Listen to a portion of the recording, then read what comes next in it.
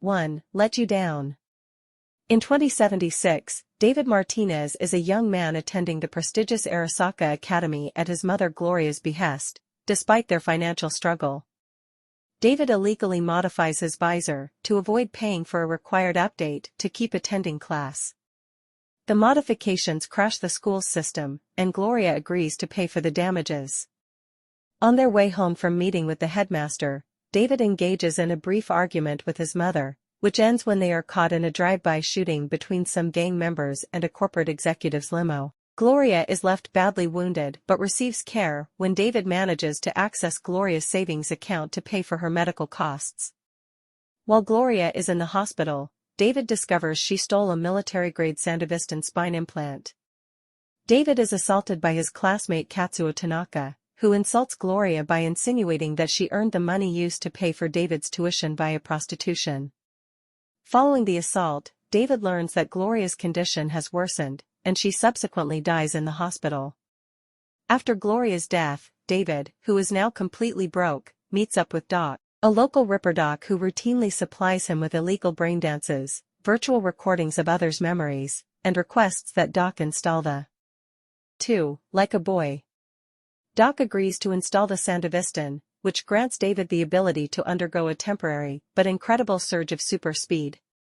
Using his new abilities, David returns to school and beats up Katsuo. He does so in full view of the security cameras, resulting in his expulsion from the academy. Katsuo's father, Mr. Tanaka, an Arasaka executive, notices that David is able to utilize the Sandevistan with no apparent side effects, making him a valuable test subject for Arasaka's latest product. Meanwhile, as David aimlessly wanders the city, he encounters a young woman, Lucy, who agrees to take him on as a partner. After a night of pickpocketing marks on the subway, David collapses due to overuse of the Sandevistan.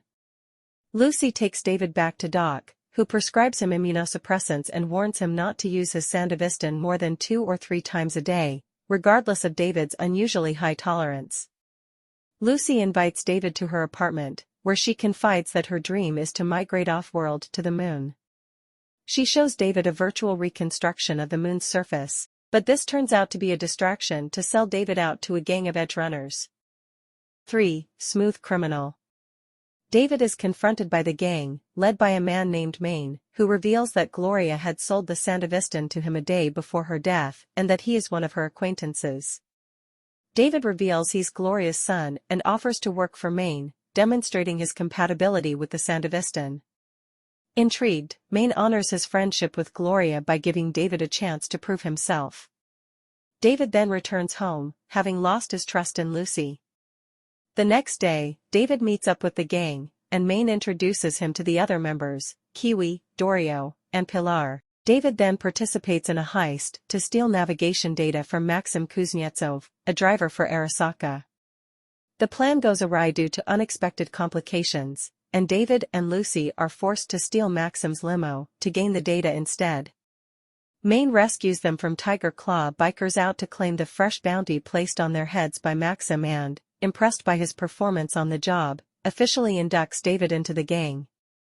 David also meets Maine's fixer, Faraday, who brought them the job of stealing Maxim's navigation data to obtain information on Tanaka's movements. David then receives a message from the academy offering to let him return, but he bluntly turns them down. 4. Lucky You. As a new recruit, David receives training and instruction from the other gang members, including running errands for Pilar and his sister Rebecca, learning how to drive from Maine, and jogging at night with Lucy. He also participates in several jobs with the crew, such as taking out a gang of scavengers, rescuing Rebecca from the Maelstrom gang, and helping Lucy with pickpocketing. He learns that Lucy is a talented netrunner but not much else about her past. David confides with Maine that he has feelings for Lucy, but he's certain she doesn't feel the same and has trouble figuring out whether he should trust her. Eventually, David begins to feel at home with the gang. However, on the way home from a bar, Pilar begins harassing a homeless man urinating on the street.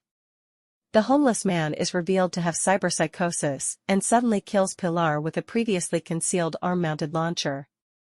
When the cyberpsycho targets Lucy, David uses his Sandevistan to approach the cyberpsycho and shoot him, with Maine finishing him off. David takes Lucy home while the rest of the gang stays behind to deal with the mess, where Lucy reveals that her dream to go to the moon is genuine. David promises Lucy he will take her to the moon, and they kiss. 5. All Eyez on Me. The gang tries to find more leads on Tanaka, and Kiwi mentions she discovered that he secretly indulges in illicit brain dances, created by JK. David recognizes the initials as the handle of Jimmy Kurosaki, a famous snuff BD director who also custom tunes BDs for special clients, including Tanaka, and David explains that Tanaka will have to be present in person for the tuning. Seeing an opportunity to ambush Tanaka, the gang attempts to kidnap JK, but he outwits them, captures David, and flees the scene with Lucy and Dorio in pursuit. JK subjects David to traumatic BDs to induce cyberpsychosis before he is stopped and captured by Lucy and Dorio. With no other choice, JK agrees to lure Tanaka in, but not before cautioning David that the Sandevistan will inevitably make him go cyber-psycho.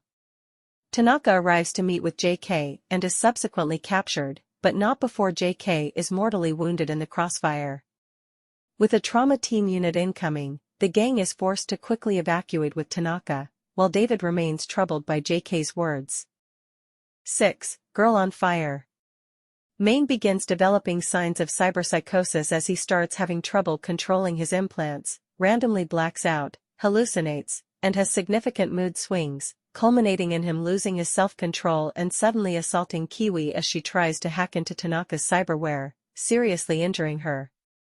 Lucy only agrees to take Kiwi's place, provided Maine is kept away, and David accompanies her. As Lucy dives into Tanaka's mind, Tanaka regains consciousness and begs David to let him go, telling him that he was responsible for rescinding his expulsion from the academy, he still has a future there, and that the Edgerunners will kill him after they extract his information to tie up loose ends. This causes David to hesitate long enough that Tanaka's neural implant shorts out and kills him, risking killing Lucy, too. Dorio disconnects Lucy safely, but the gang's jammer is disabled, resulting in trauma team receiving Tanaka's vitals and en route with the NCPD as support. Maine first sends David and Lucy to their escape vehicle, while he and Dorio take Tanaka to distract the authorities. However, during the battle, Maine begins to succumb to his cyberpsychosis, resulting in Dorio's death when she attempts to protect him. David tries to rescue Maine from the heavily armed police forces, but can only watch as a regretful Maine blows himself as well as Dorio's and Tanaka's corpses up, leaving David to flee with Maine's cybernetic arms. 7. Stronger.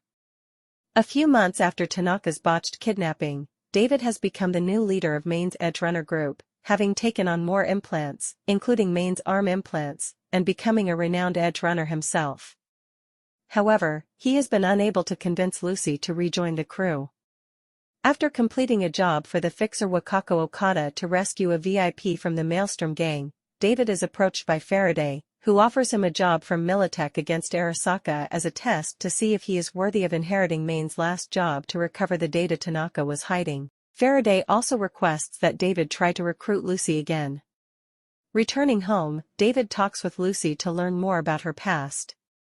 She reveals that she was part of a special team of child netrunners raised and trained by Arasaka to delve into the old net to recover lost data. However, with a high risk of exposure to rogue AIs and malware, the work was hazardous, resulting in much of the team being killed. Eventually, Lucy escaped Arasaka with her teammates, who were all killed the night they left the facility, the group having also murdered their handlers in revenge and ended up in Night City. She also admits that while she used to only worry about herself, she is now more worried about David's health. Later, Lucy kills an Arasaka agent investigating data about a test subject that was mysteriously erased from Tanaka's records. 7. Stronger. A few months after Tanaka's botched kidnapping, David has become the new leader of Maine's Edgerunner group, having taken on more implants, including Maine's arm implants, and becoming a renowned Edgerunner himself. However, he has been unable to convince Lucy to rejoin the crew. After completing a job for the fixer Wakako Okada to rescue a VIP from the Maelstrom gang, David is approached by Faraday, who offers him a job from Militech against Arasaka as a test to see if he is worthy of inheriting Maine's last job to recover the data Tanaka was hiding. Faraday also requests that David try to recruit Lucy again. Returning home, David talks with Lucy to learn more about her past. She reveals that she was part of a special team of child netrunners raised and trained by Arasaka to delve into the old net to recover lost data. However, with a high risk of exposure to rogue AIs and malware, the work was hazardous, resulting in much of the team being killed. Eventually, Lucy escaped Arasaka with her teammates, who were all killed the night they left the facility, the group having also murdered their handlers in revenge and ended up in Night City. She also admits that while she used to only worry about herself, she is now more worried about David's health. Later, Lucy kills an Arasaka agent investigating data about a test subject that was mysteriously erased from Tanaka's records. 9. Humanity. After interrogating Lucy, Faraday and Kiwi discover that Lucy has been actively hiding Tanaka's data on David as a potential test subject for the cyberskeleton and was responsible for Tanaka's death to ensure his silence. Realizing this, Faraday plans to offer Lucy and David up to Arasaka to secure his position in the company. Faraday assigns David a mission to assault an Arasaka convoy to carry this out. David recruits the help of Kiwi, Rebecca, and Falco, and they manage to seize the convoy's main cargo, which is revealed to be the cyberskeleton, a mech-like cyberware that replaces a person's arms and legs. A Militech force then arrives, thanks to a tip from Faraday, who intends to force David to install the cyberskeleton and use it to destroy the Militech force as a demonstration of its power. Kiwi makes her escape as Faraday impersonates Lucy to trick him into installing the cyberskeleton. Lucy is able to escape briefly and warns David about Faraday's duplicity before being recaptured. Angered, David uses the cyberskeleton to annihilate the Militech force, despite its massive toll on his body. He then tells Rebecca and Falco they will rescue Lucy and get revenge on Faraday. 10. My Moon, My Man. After receiving military-grade immunosuppressants from Doc, David fights through Militech, Arasaka, and MaxTac forces as he, Rebecca, and Falco head for Arasaka Tower. All the while, David's condition continues to deteriorate as he runs out of immunosuppressants. Meanwhile, Kiwi has second thoughts about working with Faraday and decides to cut ties with him, so he has her killed as a loose end regarding the cyberskeleton. Before she dies, Kiwi tips off David and the others on Faraday and Lucy's location. David attacks the tower, killing the Arasaka guards, rescuing Lucy, and incapacitating Faraday. Realizing the situation has spiraled out of control, Arasaka deploys their head of security, the legendary cyborg Atom Smasher, to put David down. During the fighting, Faraday is thrown to his death by Smasher, who then crushes Rebecca, instantly killing her. David tasks Falco with getting Lucy to safety while he stays behind to hold off Smasher. Despite having the cyberskeleton, David is no match for the more experienced Smasher, who tears apart the cyberskeleton. After David refuses an offer to become an Arasaka construct, Smasher executes him. David dies, content with the knowledge that Lucy is safe and has no regrets. Sometime later, Lucy fulfills her dream of traveling to the moon but is despondent that David is not there with her, imagining a vision of him, one before he became an edge runner standing alongside her.